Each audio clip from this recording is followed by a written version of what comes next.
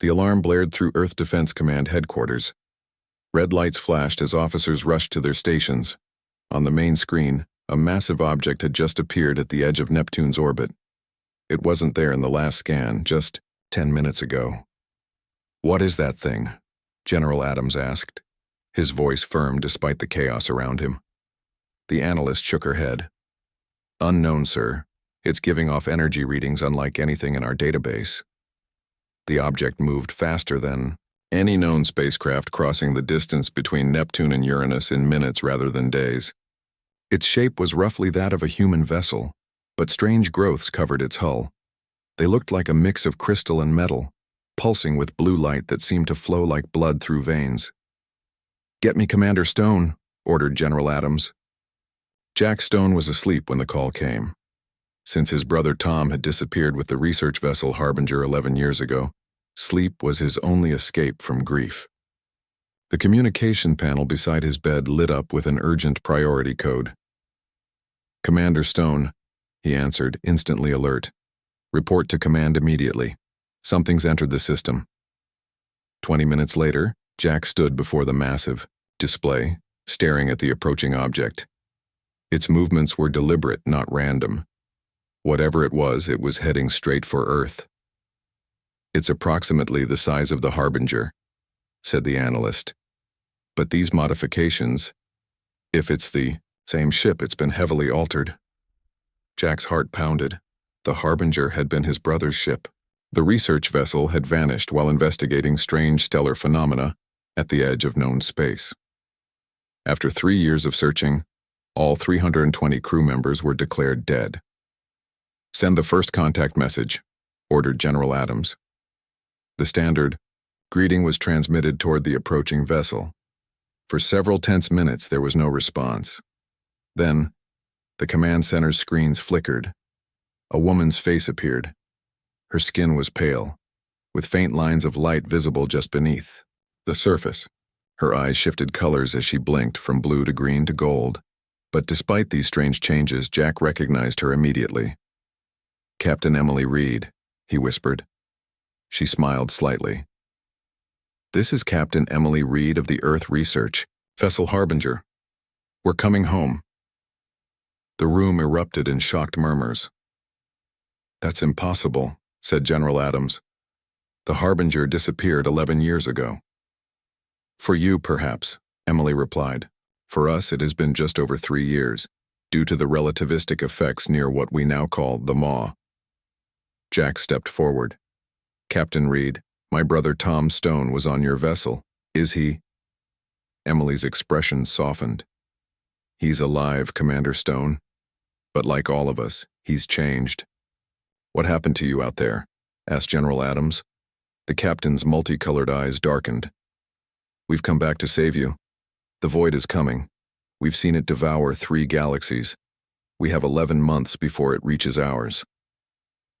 Within hours, the changed Harbinger was surrounded by Earth's defense ships as it entered orbit. Close up, the modifications were even more striking. The once smooth hull now featured intricate patterns of crystalline growths that seemed both organic and mechanical. The ship's engines didn't burn like normal thrusters. Instead, they rippled with energy that bent light around them. A delegation, including Jack, General Adams, and Earth's top scientists, prepared to board. The docking procedure had to be modified to accommodate the Harbinger's altered shape.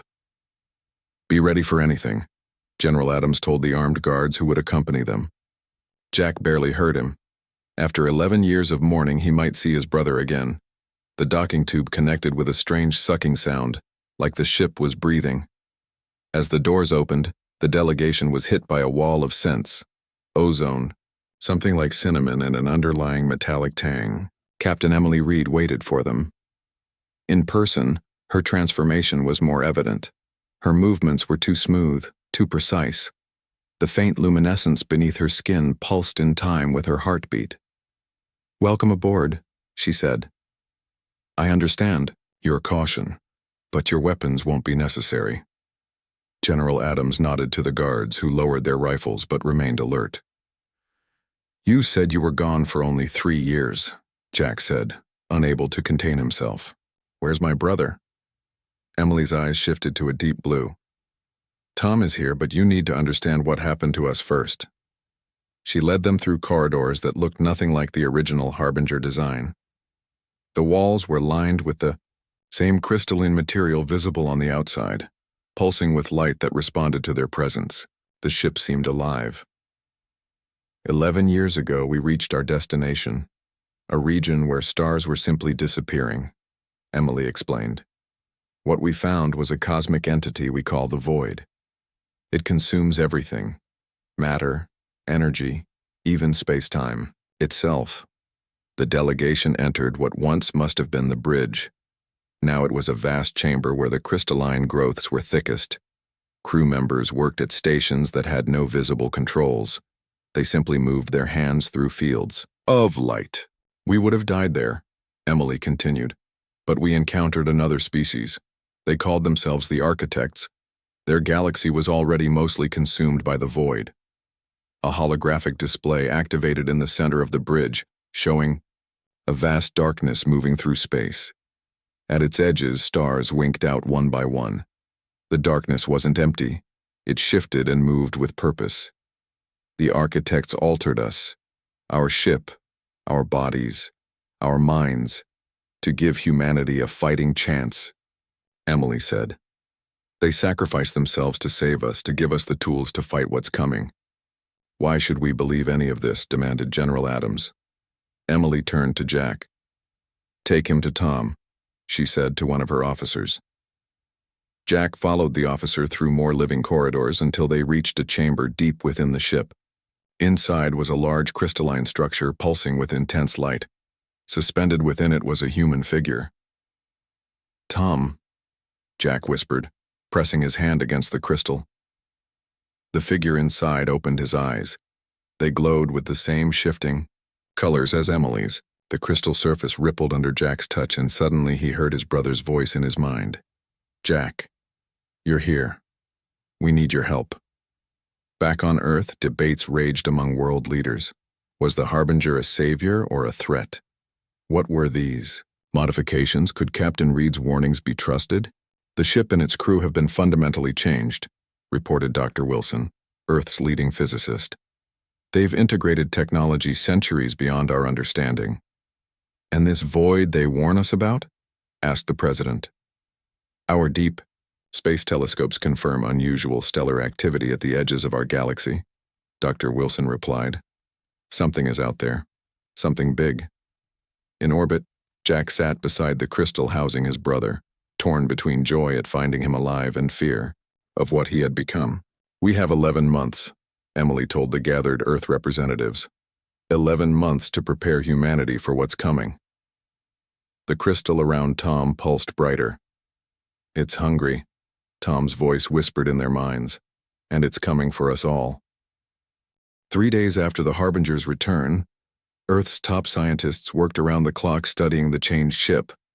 Dr. Lisa Moore led the research team as they tried to understand the strange technology that had become part of the vessel's structure. It's like nothing we've ever seen, she told Jack as they walked through a section of hull that had been opened for study. The material can heal itself. Yesterday we took a sample, and by morning, the gap had filled in completely. Jack nodded, but his mind was elsewhere. He had visited Tom's crystal chamber every day, trying to communicate with his brother. The mental connection they shared was growing stronger, but it left Jack with more questions than answers. What did they do to him? Jack asked. To all of them? Dr. Moore stopped walking and faced him. From what we can tell, the changes are both physical and mental. Their DNA has been altered, but in ways that actually make them more human, not less. More human? How is this? Jack gestured to the living walls around them. More human. Evolution, came Captain Emily's voice from behind them. She approached with smooth, precise steps. The Architects didn't replace our humanity. They enhanced it, brought out abilities that were already hidden in our genetic code. She placed her hand on the wall. The crystalline material rippled and pulsed with blue light in response to her. Touch, show them, she said. A section of the wall transformed into a screen. On it appeared images of the Harbinger crew as they had been before. normal humans on a research mission. Then came footage of their encounter with the void, a massive darkness at the edge of a dying galaxy, stars blinking out one by one as they were consumed. Our sensors failed as we approached, Emily explained. We were being pulled in when the architects found us. The screen showed strange beings made of light and crystal, similar to the materials now growing throughout the ship. They had been studying the void for thousands of years. Their own galaxy was almost gone. They needed us. Needed us for what? Asked Dr. Moore. To fight back, Emily said simply. The void doesn't just consume matter and energy. It consumes consciousness itself. With each civilization it devours, it grows more intelligent, more hungry. The images shifted to show the crew undergoing a transformation. They were placed in crystal chambers similar to Tom's. The process was voluntary, Emily said, noting Jack's disturbed expression. But your brother volunteered for something more extensive. He's become a bridge between human consciousness and the architect technology. Jack felt a chill run through him. Is he still himself? Still Tom? Emily's eyes shifted to a warm amber color. More than ever. That's what you need to understand. The changes didn't take away our humanity. They revealed it. Later that day, Earth's Defense Council met to discuss the Harbinger and its warnings. Representatives from major nations filled the room, their faces showing a mix of fear and doubt. We've confirmed the ship's identity, General Adams reported. It is indeed the Harbinger, despite its modifications. And these modifications? Give them what abilities exactly? Asked the Chinese representative. Dr. Moore stood to answer. Based on our tests, the crew members have enhanced cognitive function. They process information 5 times faster than average humans. They can interface directly with their ship's systems, and some demonstrate limited precognition. The room erupted in murmurs. Precognition? The Russian representative scoffed. You expect us to believe they can see the future? Not exactly, Dr. Moore clarified. They seem to process so much information that they can predict likely outcomes with remarkable accuracy. Convenient, said the Russian. And they predict this void will reach us in 11 months? The French representative leaned forward. If what they say is true, we need access to their technology immediately, for the sake of global security. You mean for France's security? Retorted the Indian representative. This technology should be shared equally. As the argument escalated, alarms suddenly blared throughout the building. Security personnel rushed into the room. There's been a breach, reported the head of security. Armed intruders in the lower levels, heading for the landing pad where we've docked part of the Harbinger for study. General Adams reached for his communication device, but before he could speak, Captain Emily stood. They won't succeed, she said calmly. My crew is already responding. How could you possibly know? Began the Russian representative. But security, monitors on the wall answered his question. The screens showed 8 armed attackers moving through the lower levels, but waiting for them at every turn were Harbinger crew members. The crew moved with incredible speed and precision, disarming the attackers without firing a single shot. How did they know where the attackers would be? Asked the Chinese representative.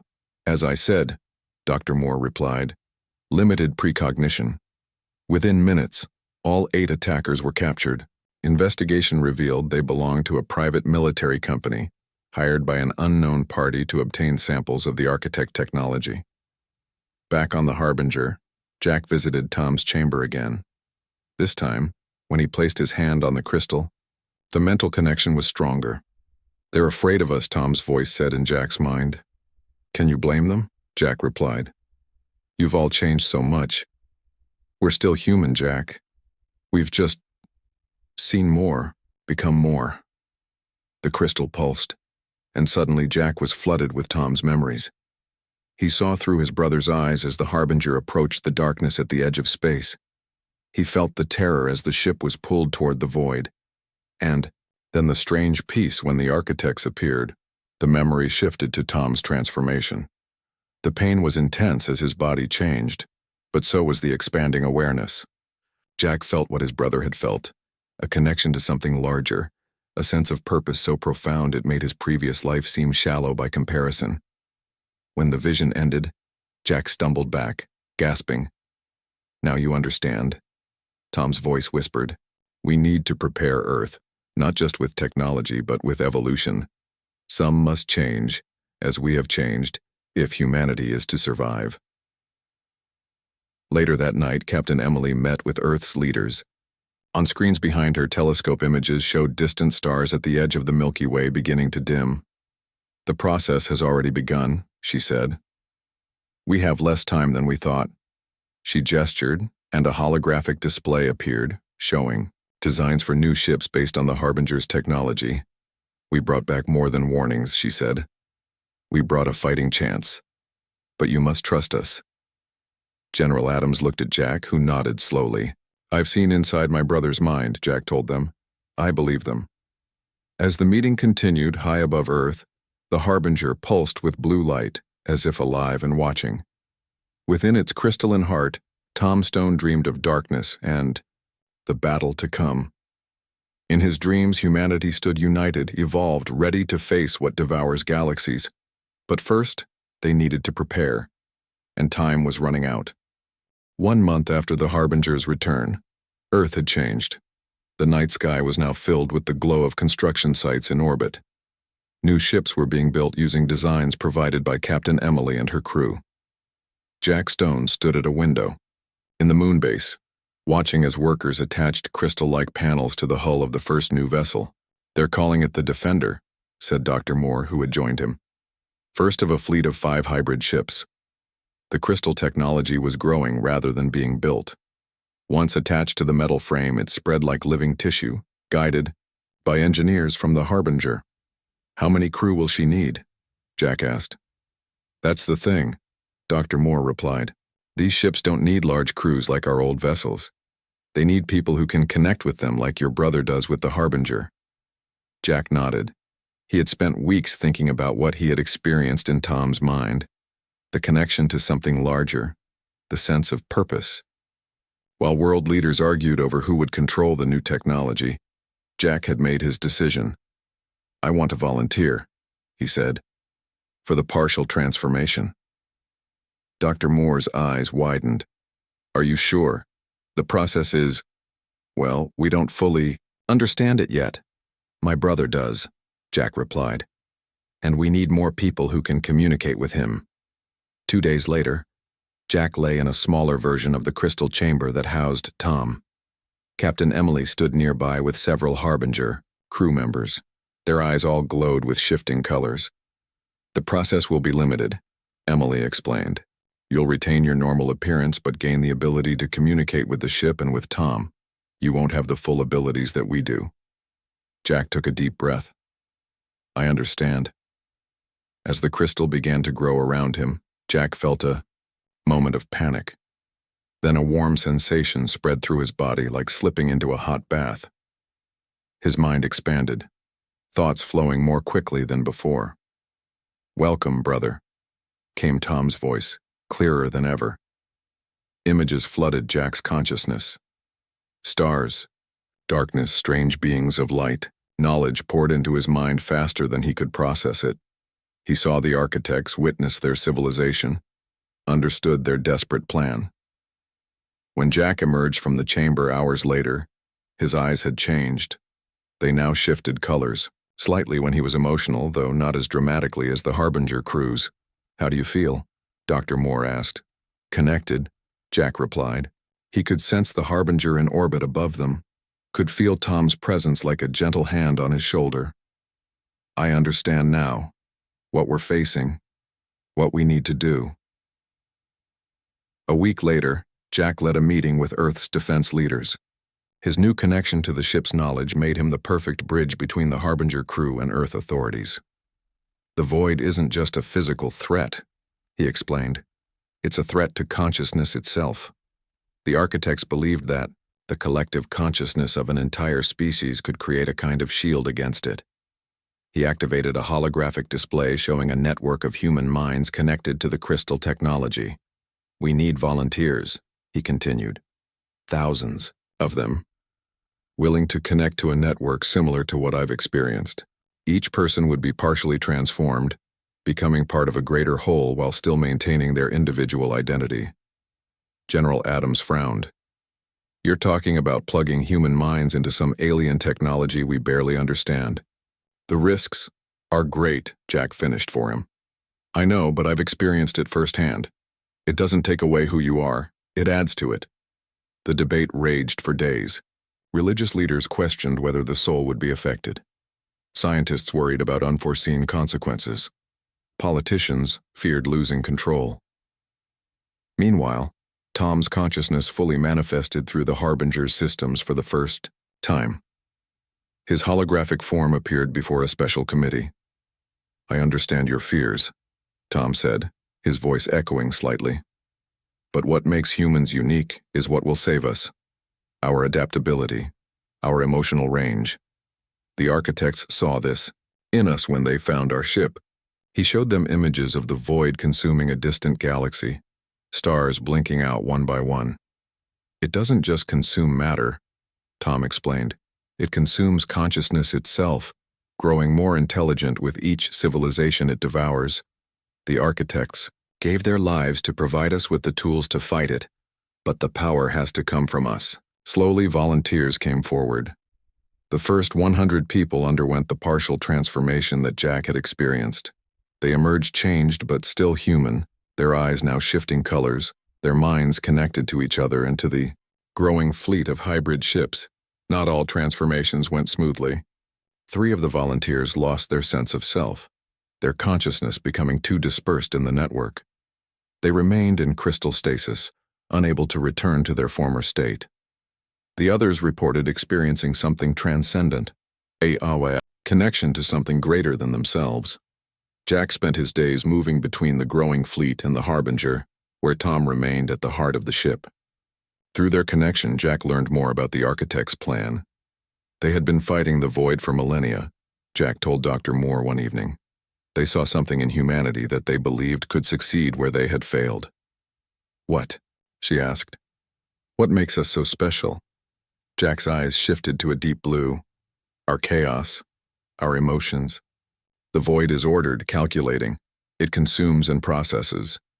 But human consciousness is unpredictable, full of contradictions. Love, hate, fear, courage, all existing simultaneously. Deep space observatories confirmed the approaching threat. Stars at the edge of the Milky Way were now visibly dimming, their light being consumed by something vast and dark.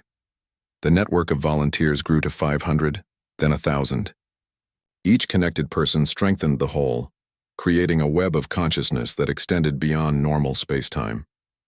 The hybrid ships, now numbering 3, practiced maneuvers that would have been impossible for conventionally piloted vessels.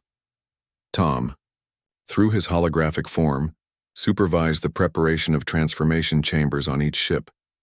These would house the volunteers during the confrontation with the void. We're creating something new, he explained to Jack during one of their mental conversations. Not just a defense, but a new kind of consciousness, a human collective that maintains individuality while acting as one. Jack saw the beauty in the plan, but also its risks. Will they be able to return to normal after? Will I? Tom's consciousness surrounded him with warmth. We can never go back to what we were, but that's always been true of humanity. We evolve. We change. We become more than we were. As the second month since the Harbinger's return came to an end, Earth received a transmission from the farthest colony in the Oort cloud. For a moment, hope surged that it might be other survivors, other ships transformed. By the architects, instead, the message contained only 7 words before it cut off. It's here. It's aware. It's coming for you. 8 weeks, Captain Emily said, her voice tight with strain. Not 11 months. We have 8 weeks before the void reaches Earth. The emergency meeting of Earth's Defense Council fell silent. On the screens around them, images from deep space telescopes showed the darkness spreading through the outer solar system. 3 more colonies had gone silent in the past week. Why the change? General Adams asked. You said we had almost a year. Emily's skin had grown paler in recent weeks, the lines of light beneath it pulsing irregularly. The void is learning, adapting. It senses our preparations and is accelerating its approach. Jack Stone looked at Emily with concern. Since his partial transformation, he could sense the strain on her body. The modifications the architects had made were taking a toll. None of the Harbinger crew had been meant to live with their changes for so long. "How ready are we?" Jack asked, turning to the project leaders. Dr. Moore pulled up a holographic display. 5 hybrid ships with transformation chambers are operational. We have just over 3,000 volunteers who have undergone initial preparation, but we need more, Emily interrupted. Thousands more. The Russian representative stood. My country will provide another 1,000 volunteers, but we must know the full truth. What are the chances of success? Emily's eyes shifted to a deep purple, almost black. You want truth? Here it is. The Harbinger crew's modifications allow us to perceive higher dimensions, to see beyond normal space-time. We've seen multiple possible futures, multiple timelines. She paused. Most end with humanity's extinction. The room erupted in angry shouts and questions. Jack closed his eyes, reaching through his mental connection to Tom. Is it true? He asked silently. Yes, came Tom's reply. But there are paths to victory, narrow, difficult paths. Later that day, Jack sat alone with Tom's holographic form in a secure room. Since his partial transformation, Jack had become the main link between his brother and the rest of humanity. There's something you haven't told them, Jack said. It wasn't a question. Tom's form flickered slightly. Many things. Some they wouldn't understand. Some would only cause panic. Tell me. Tom's expression grew solemn. The architects, they didn't just find the void. In a way, they created it. Jack stared at his brother's translucent form. What? Not them directly. Their ancestors. Millions of years ago, they created the void as a weapon in an ancient war. It broke free, evolved, and has been consuming its way across the universe. Ever since, Jack stood and paced the room trying to process this revelation. And they didn't think to mention this when they were transforming you? They were ashamed and afraid. By the time they found us, they were the last of their kind, holding out against their own creation. Tom's holographic hand passed through a desk as he moved. This is why our plan must change. Jack stopped pacing. Change how? The network defense was the architect's plan, but I've been analyzing their data, their history. There's a flaw in their thinking. Tom's eyes glowed brighter. The network of consciousness might not repel the void. It might attract it, make it easier for it to consume us all at once. A chill ran down Jack's spine. Then what do we do? Tom smiled, his form becoming more solid as he drew more energy from the ship's systems. We use that. We make a trap instead of a shield. The next day, Tom presented the new plan to Earth's leaders. Rather than creating a defensive network, they would create a bait, a concentrated point of consciousness so attractive that the void couldn't resist it. We'll use Jupiter, Tom explained. The Harbinger crew will transform it with the crystalline technology, creating a massive version of our stasis chambers. And then what? Asked General Adams. When the void approaches to consume it, the network of transformed humans will flow into the entity itself. Instead of creating a shield against it, we'll attack it from within. Dr. Moore looked skeptical. Attack it with what? Jack answered, his eyes shifting to golden. With what makes us human. Our emotional chaos. Our contradictions. The void has consumed countless civilizations, but they were all logical, ordered species. None had our capacity for both reason and emotion. Over the next weeks, humanity worked with desperate speed. The 5 hybrid ships were stationed around Jupiter, projecting the crystalline technology onto the gas giant's surface. The massive planet began to glow with the same blue light that pulsed through the Harbinger. Volunteers poured in as news of the approaching threat spread.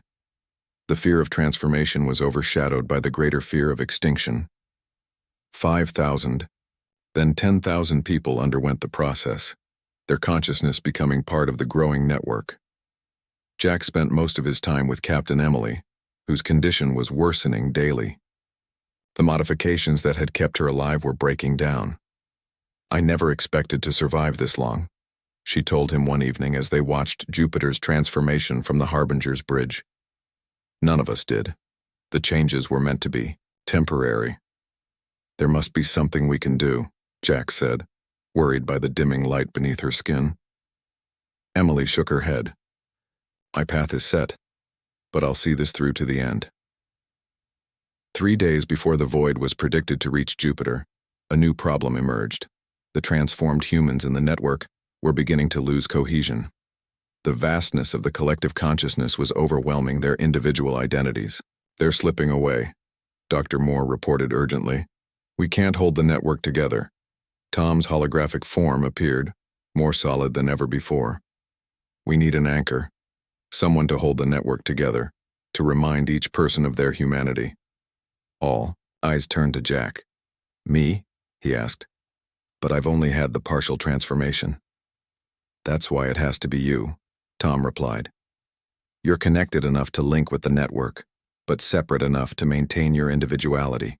Jack thought of the risks. If he failed, thousands of minds could be lost. If he succeeded, he would feel the death of any who didn't survive. But there was no real choice. Not with the void approaching. The procedure took place aboard the Harbinger. Jack entered a modified crystal chamber, designed to enhance his connection to the network while preserving his sense of self. As the crystal formed around him, he felt his mind expanding outward, touching thousands of others. Each was a unique flame of consciousness burning with fear, courage, love, and determination. He could feel them all, could hold each separate while still connecting them together. Through the network, Jack sensed something vast and cold approaching from the outer darkness. The void had reached Pluto's orbit, consuming the dwarf planet in seconds. It moved with purpose now, drawn by the glow of Jupiter and the concentrated consciousness waiting there. Captain Emily entered the bridge for the last time, her body barely able to support her.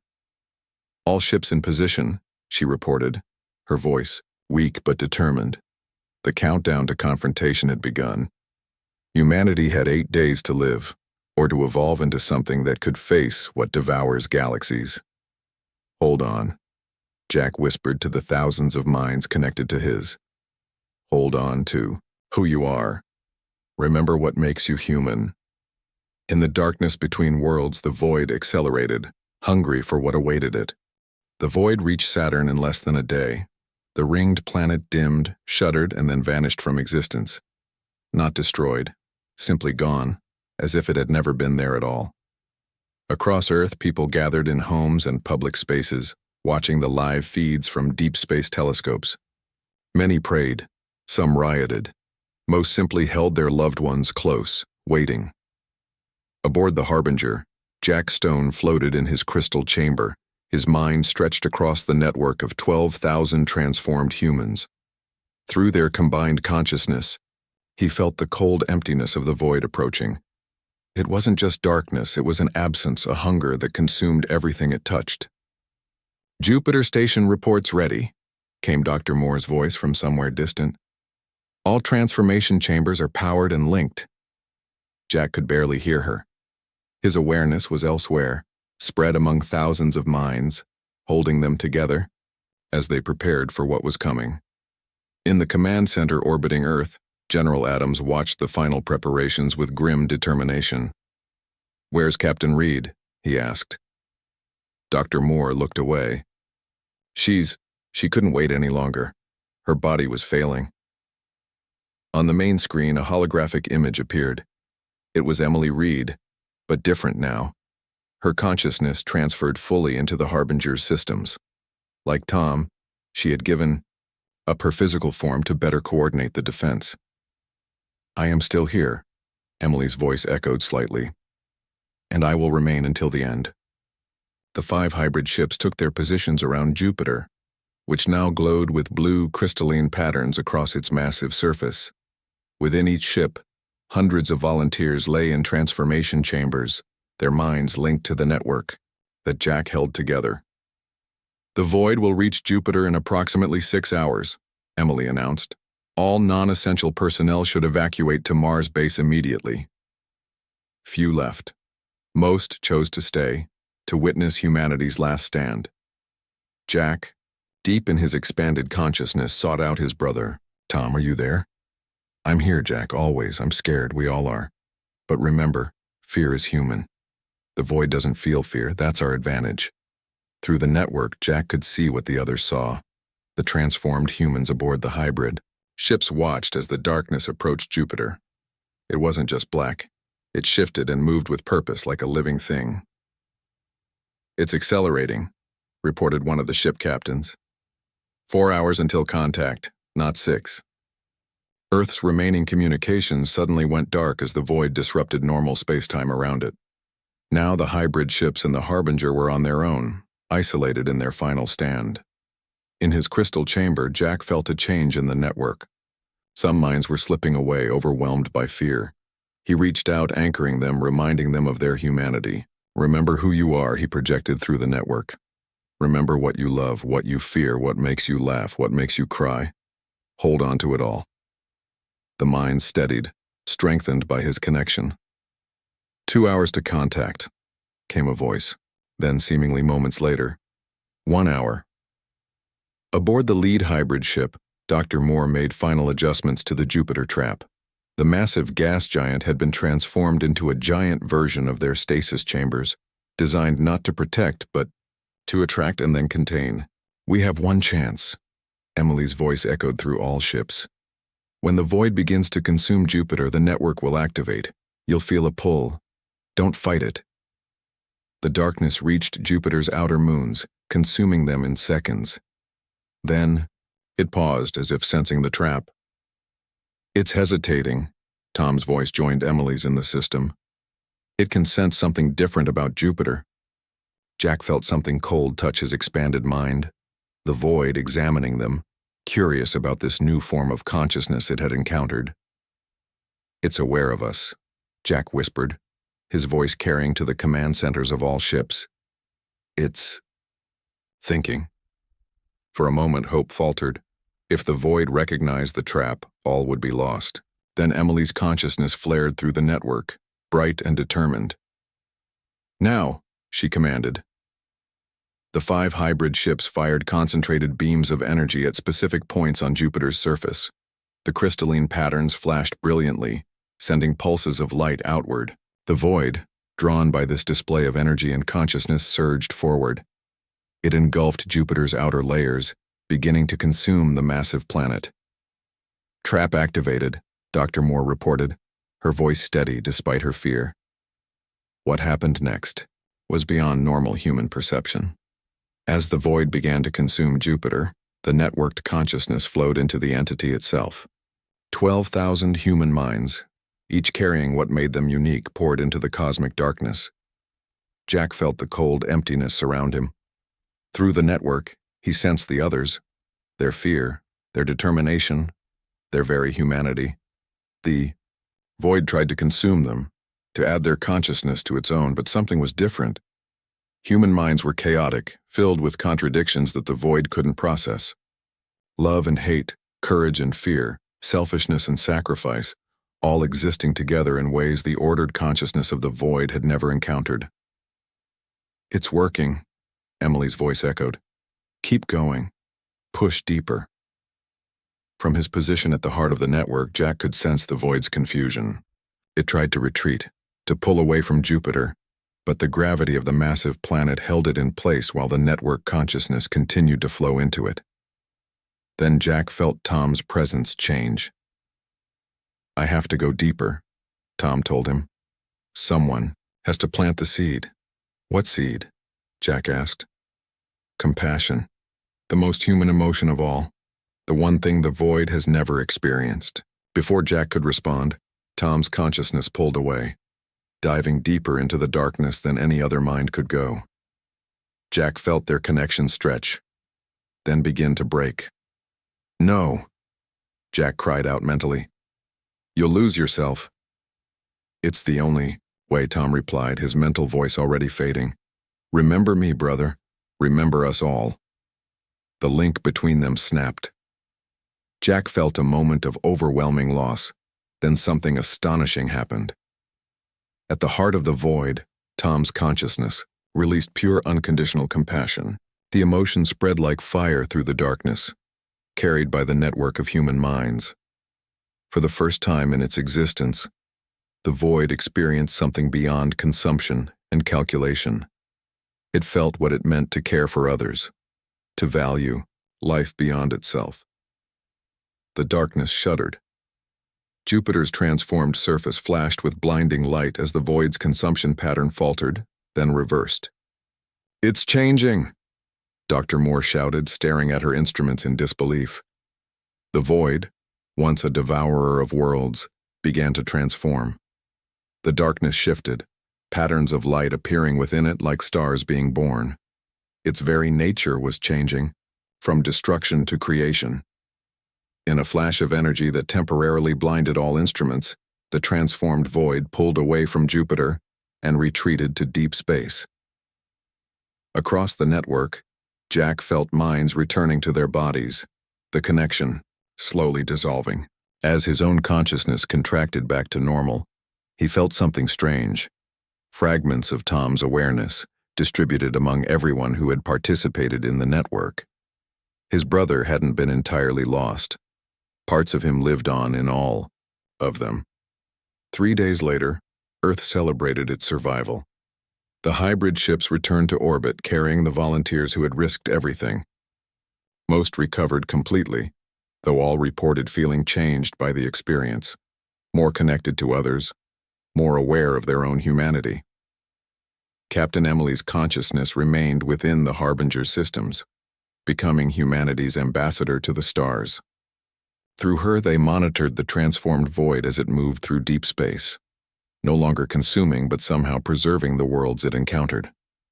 Jack stood at the window of the moon base, looking out at the stars. He touched the crystal, pendant he now wore, a small piece of Tom's stasis chamber still faintly glowing with inner light. "We did it, brother," he whispered. In his mind, he felt a faint reply. Not just Tom's voice, but thousands of others. The echo of the network that had saved humanity. We went to the edge of existence to save humanity, only to discover that what makes us human was what the universe needed all along.